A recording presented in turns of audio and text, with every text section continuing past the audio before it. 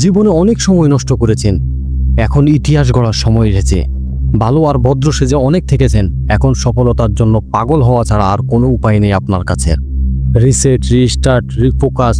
আপনার জীবনে এই তিনটি নিয়মই রাখেন: রিসেট, রিস্টার্ট এবং রিফোকাস। এখন পর্যন্ত যা হয়েছে সেটিকে রিসেট করুন, আর যা করতে চান তা আজ থেকে রিস্টার্ট করুন এবং নিজের ফোকাসকে লক্ষ্যের উপর স্থির করুন। পাগলামির আগুনকে জ্বালিয়ে রাখুন। ৬-৭ মাসের জন্য অদৃশ্য হয়ে যান। সবাই যেন আপনাকে দেখে এটাই ভাবে যে এই লোকটি পাগল, ওর জীবনে আর কিছুই হবে না। হাতির উপর চড়ে যুদ্ধ করবেন না। নিজের স্বপ্নগুলোকে আর নিজের পরিকল্পনাগুলোকে লুকিয়ে রাখুন।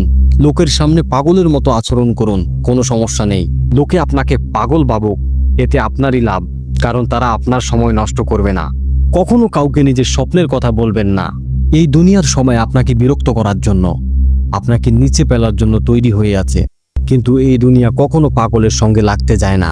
তাই পাগল হয়ে থাকুন। সব জায়গাতে নেতা হওয়ার চেষ্টা করার দরকার নেই। সম্মানের চিন্তা করবেন না। এই সামান্য সম্মান পাওয়ার চক্করে, সামান্য টেনশনের চক্করে আপনি আপনার নিজের মূল্যবান সময় নষ্ট করে ফেলবেন না।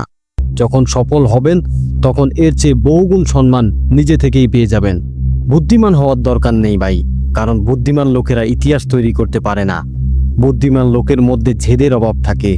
যে বুদ্ধিমান লোককে দুনিয়ায় ভালো বলে মনে করে সে ইতিহাস গড়তে পারে না। আর যারা পাগল হয়ে থাকে তাদের মধ্যে সফল হওয়ার জেদ থাকে। যদি বুকে আগুন আর মনে সাহস থাকে তাহলে খবরের কাগজ বিক্রেতাও এপিজে আব্দুল কালাম হতে পারে। তাদের অন্য কিছু নিয়ে কোনো মাথা ব্যথা থাকে না।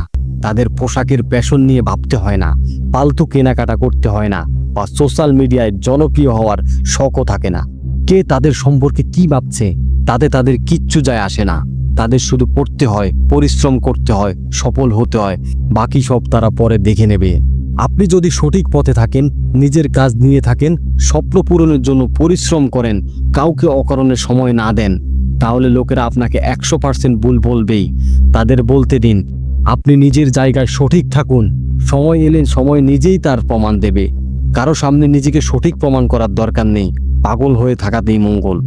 সফলতা আপনার জন্য অপেক্ষা করছে। শুধু আপনার নিজের পাগলামির শক্তিটাকে চিনতে হবে এবং জিততে হবে।